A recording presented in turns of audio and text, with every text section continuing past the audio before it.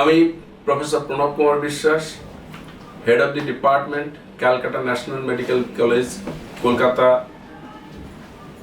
এখন RSV health care বারাকপুরের পক্ষ থেকে আপনাদের সবাইকে সান্ধ্যকালীন শুভেচ্ছা জানাচ্ছি। আজকের আমি যেটা নিয়ে বলতে চাইছি সেটা হলো চকোলেট সিস্ট বা এন্ডোমেট্রিওটিক সিস্ট। আমাদের ক্লিনিকে যে সমস্ত মেয়েরা আমাদের চিকিৎসার জন্য আসেন তার মধ্যে প্রধান কারণ একটা মাসিকের সময় প্রচণ্ড পেটে ব্যথা বা যাকে বলা হয় ডিসমেনোরিয়া। আগে এই ডিসমেনোরিয়াকে বেশিরভাগ সময় বলা হতো যে বাধক ব্যথা বা মাসিক শুরু হয়েছে তাই এটা হচ্ছে। বেশিরভাগ ক্ষেত্রে কিছু বড় হলে বা কিছু একটা বাচ্চা কাচ্চা হলে এই বাধক ব্যথা সেরে যাবে, এটাই আমাদের সমস্ত সিনিয়র লোকেরা বলতেন।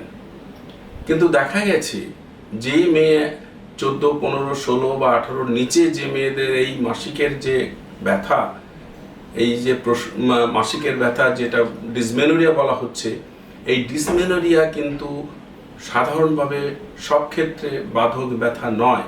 কিছু কিছু ক্ষেত্রে দেখা যাচ্ছে পরবর্তীতে এই সমস্ত মেয়েদের একটা চকলেট সিস্ট বা এন্ডোমেট্রিওসিসের রোগ দেখা যাচ্ছে। একটা স্টাডিতে দেখা গেছে 15 বছরের আশপাশের যে মেয়েরা এই মাসিকের ব্যথা নিয়ে আসছে তাদের মধ্যে অ্যাবাউট 40% কিছুদিন পরে দেখা যাচ্ছে এন্ডোমেট্রিওসিস। এই এন্ডোমেট্রিওসিসটা কি জিনিস? আসলে আমাদের মেয়েদের যে ইউটেরাস বা জরায়ু রয়েছে তার মধ্যে একটা পর্দা আছে, সেই পর্দাটা হরমোনালি অ্যাক্টিভ, তাকে বলা হয় এন্ডোমেট্রিয়াম। সেই এন্ডোমেট্রিয়ামটা যদি প্রেগন্যান্সি না আসে সেসব ক্ষেত্রে ওই এন্ডোমেট্রিয়াম যেটা বাচ্চা ধরার জন্য তৈরি হয় সেই এন্ডোমেট্রিয়ামটা বেরিয়ে আসে, শেড হয়ে যায় হরমোনাল চেঞ্জের জন্য, যেমন প্রোজেস্টেরন বন্ধ হয়ে যায় সেই জন্য এগুলোকে বেরিয়ে আসে। এই বেরিয়ে আসাটাকেই আমাদের বলা হয় মাসিক হওয়া বা মেনস্ট্রুয়েশন হওয়া। বা যে ক্ষেত্রে বাচ্চা এলো, মানে ওভুলেশনের পরে যদি কোনো স্পার্ম বা স্বামী স্ত্রী মেলামেশা হলো, সেক্ষেত্রে বাচ্চা এলে এই এন্ডোমেট্রিয়ামটা কিন্তু এমনভাবে তৈরি হয়, এমনভাবে একটা বেড তৈরি করে যে এই গ্যামেট বা যে বাচ্চাটা এলো সেই বাচ্চাটাকে ধরে ফেলে বা এখানে নারিশ করতে সাহায্য করে। সেই জন্য প্রেগন্যান্সি যাদেরকে কোনো সম্ভাবনা নেই, আনম্যারিড মেয়ে বা যারা এখনো বাচ্চা নিতে চাইছেন না, তাদের ক্ষেত্রে কি হচ্ছে, ওই এন্ডোমেট্রিয়াম যেটা তৈরি হলো একটা বেড হিসাবে, সেটা যখন বেবি এলো না, কর্পাস লুটিয়াম যখন প্রোজেস্টেরনটা বন্ধ করে দিল, তখন ওটা ওই উইথড্রল অফ দিস প্রোজেস্টেরনের জন্যে পুরো এন্ডোমেট্রিয়ামটা বাইরের দিকে চলে আসে এবং সেটাকেই মাসিক বা মেনস্ট্রুয়েশন বলা হয়। সেক্ষেত্রে তাহলে কি দাঁড়ালো, এই যে অ্যাক্টিভ এন্ডোমেট্রিয়াম যেটা জরায়ুর মধ্যে রয়েছে সেই রকম টিস্যু, একই নয় কিন্তু একদম সেই রকমই টিস্যু যখন জরায়ুর বাইরে থাকে, যেমন কিরকম জায়গায় থাকতে পারে, ওভারিতে থাকতে পারে, পিওডি বা পাউচ অফ ডগলাসে থাকতে পারে, ব্রড লিগামেন্টে থাকতে পারে, বা আশপাশে টিউব, ওভারি, সামনে পেরিটোনিয়াম, বেসিক ইউটেরাইন পেরিটোনিয়াম, সমস্ত জায়গায় কিন্তু এই ধরনের একটা অ্যাক্টিভ এন্ডোমেট্রিয়াম থাকতে পারে। তার একটা প্রধান কারণ হিসাবে বলা হয় যে যখন আমাদের এখানে মেনস্ট্রুয়েশন হচ্ছে মায়েদের, তখন কিছু ব্লাড অবশ্যই এই ফ্যালোপিয়ান টিউব দিয়ে গিয়ে পেটের মধ্যে পড়ছে। আবার দেখা গেছে যে 90% ক্ষেত্রে এই পেটের মধ্যে কিন্তু মেনস্ট্রুয়াল ব্লাডটা চলে যাচ্ছে। এই মেনস্ট্রুয়াল ব্লাডটা যখন পেটের মধ্যে গেল, তার মধ্যে এন্ডোমেট্রিয়াম রইল, তখন সেই এন্ডোমেট্রিয়ামটা কিছু কারণে ওই পেরিটোনিয়ামের ক্ষেত্রে কিন্তু সেখানে তারা বাসা বাঁধে এবং পরবর্তীতে যখন প্রতিবার মেনস্ট্রুয়েশন হয়, যে হরমোনাল চেঞ্জ আমাদের মেয়েদের শরীরে হয়, প্রথমে ইস্ট্রোজেন, তারপরে প্রোজেস্টেরন এসে, তারপরে প্রোজেস্টেরন উইথড্রয়াল হয়ে যে ব্লিডিং হয়, সেই ব্লিডিং কিন্তু ওই যে অ্যাবনর্মাল বা একটোপিক এন্ডোমেট্রিয়াম যেটা বললাম আমরা জরায়ুর বাইরে রয়েছে, সেখানেও কিন্তু ওই ব্লিডিংগুলো হয় এবং সেই ব্লিডিং হতে অল্প অল্প ব্লাড জমতে জমতে জমতে আস্তে আস্তে সেটাকে কিন্তু বড় সিস্টের আকারে নেয়, এবং ভেতরে যেহেতু ব্লাড থাকে, পুরনো ব্লাড দেখতে চকলেট কালারের মতো হয়, সেই জন্য এটাকে চকলেট সিস্ট বলা হয়। তো আদতে কারণটা কিন্তু এই অ্যাক্টিভ এন্ডোমেট্রিয়াম যেটা রয়েছে জরায়ুর বাইরে, সেটাই কিন্তু কারণ। এবং তার জন্য যে হরমোনাল চেঞ্জগুলো মায়েদের শরীরে হচ্ছে, সেই হরমোনাল চেঞ্জের জন্য যে ব্লিডিংটা প্রতিবার মাসিকের মতো বাইরে আসছে, ঠিক সেই সময় পেটের অন্যান্য জায়গায় যে এখানে এই সেলগুলো রয়েছে সেখানে কিন্তু ব্লিডিং হয়। এর অনেক যুক্তি কারণ অনেক কিছু বলা আছে, অনেক দূরে দূরেও এটা হতে পারে। শুধুমাত্র যে এই রেট্রোগ্রেড মেনস্ট্রুয়েশন বা যেটাকে বললাম আমরা যে ভেতরে ব্লিডিং হচ্ছে যখন মাসিকের সময়, এটাই যে কারণ তা নয়, আরও অনেক কারণ আছে। 90% মায়েদের যদি পেটের মধ্যে ব্লাডটা গিয়ে জমে, 90% মায়েদের তো এই রোগটা হচ্ছে না। তাহলে নিজস্ব প্রতিরোধ ক্ষমতা একটা বড় ব্যাপার, পারিবারিক কোনো টেন্ডেন্সি আছে কিনা সেটাও একটা বড় ব্যাপার। সো এই সমস্ত কিছু মিলে এর একটা দেখা যায় যে about 10 to 15% of these mothers are having endometriotic cyst। তাহলে এই যে চকলেট সিস্ট হলো, এটাতে কি অসুবিধা হতে পারে? প্রথমত আমরা বলেছি যে মাসিকের সময় যে প্রচণ্ড ব্যথা হয়, ডিসমেনোরিয়া বলে, এটা একটা কারণ। এতটাই ব্যথা হতে পারে যে মেয়েদের সামাজিক কাজকর্মে ব্যাহত হতে পারে, পড়াশোনা ব্যাহত হতে পারে, মানসিক তাদের এতটাই চাপ থাকে যে তারা কিন্তু সহজ সরল জীবন সেটা কাটাতে পারে না। তখন তাদের আগামী মাসিক তারা একটা ভয় এবং ভীতির মধ্যে থাকে যে আবার তাদের এরকম একটা ব্যথা আসবে। এটা 1 নম্বর। 2 নম্বর হচ্ছে অনেক ক্ষেত্রে দেখা যায় যে ডিফিকেশন মানে পায়খানা করার সময়ও তাদের ব্যথা হতে পারে। সেক্ষেত্রে বলা হয় এদেরকে ডিপ ইনফিল্ট্রেটিং এন্ডোমেট্রিওসিস। এই ডাক্তারি পরিভাষায় এই রোগটার নাম হচ্ছে DIE বা ডিপ ইনফিল্ট্রেটিং এন্ডোমেট্রিওসিস।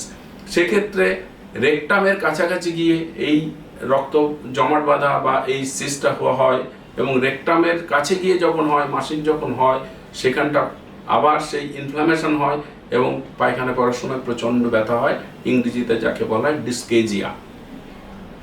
আর একটা যেটা হয় ডিসওভুলেশন। আমরা বললাম যে এক্ষেত্রে কিন্তু সেই একই রকম যে ওভুলেশনটা ঠিক মতো হয় না। 3 নম্বর হচ্ছে যেহেতু এখানে বাইরে এতটা রক্তপাত হয়েছে এবং সিস্ট হয়েছে, যে পেলভিক নর্মাল অ্যানাটমি, টিউবাল যে অ্যানাটমি, টিউবাল যে মোটিলিটি, সেগুলোকে ব্যাহত হয়। এবং এই সব কারণে কি হয়, মায়েদের বাচ্চা আসতে অসুবিধা হয়, মানে বন্ধ্যাত্ব বা ইনফার্টিলিটি। এটা খুব কমন এই রোগের সাথে। তাহলে 3টে জিনিস হলো, একটা হচ্ছে ডিসমেনোরিয়া, 2 নম্বর হচ্ছে ডিসওভুলেশন, 3 নম্বর হচ্ছে ইনফার্টিলিটি বা ডিসফার্টিলিটি বা সাবফার্টিলিটি। এই 3টে হচ্ছে মেজর এবং মেইন অসুবিধা। এর সাথে যেহেতু এই রোগটা সমস্ত জায়গায় ছড়িয়ে যায় আশপাশে, সেই জন্য ডিসপেরিউনিয়া বা মেলামেশার সময় প্রচণ্ড ব্যথা মায়ের অনুভব করে। এবং এইসব কারণে মায়েদের স্বাভাবিক জীবনযাত্রা কিন্তু ব্যাহত হয়, এবং সত্যি সত্যি এত কষ্ট মেয়েরা এই সময় পায় যে চোখে দেখা যায় না। অনেক মেয়ে এমন কান্নাকাটিও করতে থাকে। এইসব ক্ষেত্রে চিকিৎসা বলতে গেলে তাহলে আমাদের যেহেতু এন্ডোমেট্রিওসিস মানে মাসিকের সাথে যুক্ত, হরমোনের সাথে যুক্ত, তাহলে আমাদেরকে প্রথম কারণ করতে হবে, প্রথম কাজটা করতে হবে যেন এই সাইক্লিক্যাল হরমোনাল যে চেঞ্জ মেয়েদের শরীরে, সেইটা যেন আপাতত না হয়। সেই জন্যে আমরা বলি যে কোনো হরমোনাল প্রোডাক্ট বা হরমোন যে জিনিসটা রইল, সেই সিওসি পিল, কম্বাইন্ড ওরাল কন্ট্রাসেপটিভ পিলস বা শুধুমাত্র প্রোজেস্টেরন, ডিনোজেস্ট, এই ওষুধগুলো রেগুলার দিতে হবে। মাঝে কোনো ব্রেক করা যাবে না, যাতে করে মেনস্ট্রুয়েশনটা বন্ধ থাকে। এছাড়াও অনেক চিকিৎসা পদ্ধতি এসছে, জিএনআরএস অ্যানালগ এসছে, আমাদের নতুন করে ইউলিপ্রিস্টাল এসছে, মিফেজেস্ট এসছে, নানা রকম ওষুধ এসছে। এই ওষুধগুলো কিন্তু ভালো, এফেক্টিভ, এবং এই ওষুধগুলো কিন্তু এই যে প্রোগ্রেসিভ ডিজিজ বলি আমরা এটাকে, মানে আপনি যদি চিকিৎসা না করেন, এই চিকিৎসা না করলে কিন্তু এই রোগটা বাড়তেই থাকবে। এবং এই রোগটা আপনি ভাবলেন যে এই মাসে কম হবে, পরের মাসে কম হবে, তা নয়, ভেতরে ভেতরে এটা বাড়ছেই। তাহলে এই প্রোগ্রেসিভ ডিজিজটাকে ঠেকাতে হবে। তার জন্যে খুব উপযুক্ত ওষুধপত্র আছে, ডাক্তারবাবুদের সাথে পরামর্শ করুন।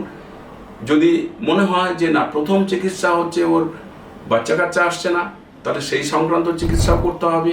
কিছু কিছু ক্ষেত্রে দেখা যাচ্ছে যে মেডিসিন পুরোপুরি কাজ করতে পারছে না, সেক্ষেত্রে সার্জারি, এবং সার্জারির পরবর্তীতে হয় বাচ্চা আসার চিকিৎসা মানে ইনফার্টিলিটির চিকিৎসা, অথবা আমাদের যেটা করতে হবে যে যাতে ডিজিজটা আবার রেকার না করে তার জন্য একটা মেডিকেল ট্রিটমেন্ট অনেক দিন ধরে চালাতে হতে পারে।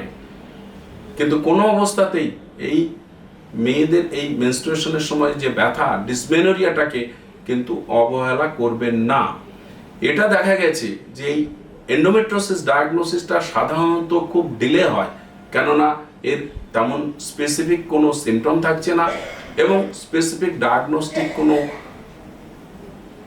কোনো পদ্ধতি আপাতত কিন্তু অতটা নেই, যতক্ষণ না এই ডিজিজটা অনেকটা প্রোগ্রেস করে যাচ্ছে। প্রথম ক্ষেত্রে সোনোগ্রাফিতে তেমন কিছু পাওয়া যায় না, এমনকি এমআরআইও তেমন কিছু ডায়াগনোসিস করতে পারে না, সেই জন্য এটাতে ডিলে হয়। এবং সোনোগ্রাফি গেলে সাধারণত এইসব ক্ষেত্রে আবার সেই পিসিওডি বলে সবাইকে পাঠিয়ে দেয়। কিন্তু সঠিক চিকিৎসা করলে, ডাক্তারবাবুদের কাছে গিয়ে সমস্ত কিছু সঠিকভাবে বললে, সঠিকভাবে তার একটা চিকিৎসা পদ্ধতি মেনে চললে এই রোগ কিন্তু আগে ডায়াগনোসিস করা যায় এবং চিকিৎসা করা যায়। এটাতে দেখা গেছে যে সাধারণ ক্ষেত্রে একটা এন্ডোমেট্রিওসিস ডায়াগনোসিস করতে অ্যাবাউট 7 to 8 ইয়ার্স অব্দি দেরি হয়, এবং সেই মেয়ে অন্তত 4 থেকে 5 জন ডাক্তারবাবুকে পাল্টে পাল্টে দেখানোর পরে গিয়ে ডায়াগনোসিস হয়। কেননা আর্লি ডায়াগনোসিস ক্লিনিক্যালি করতে হবে। সোনোগ্রাফি বা অন্য যে আমাদের মডালিটিস আছে সেই মডালিটিসগুলো কিন্তু সবসময় এর চিকিৎসা এর ধরতে পারে না, মানে ডায়াগনোসিস করতে পারে না কনফার্মলি। এটা একটা এই রোগের সব থেকে বিশেষ দিক, যে ক্লিনিক্যালি বা তার সাথে রোগীর সাথে কথাবার্তা বলা, তার যে যে অসুবিধাগুলো ঠিকমতো ইভালুয়েট করাটাই ডাক্তারবাবুদের কাছে চ্যালেঞ্জ।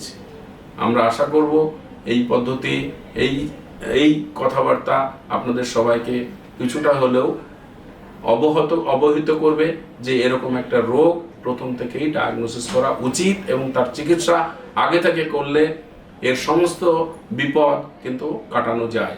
ধন্যবাদ।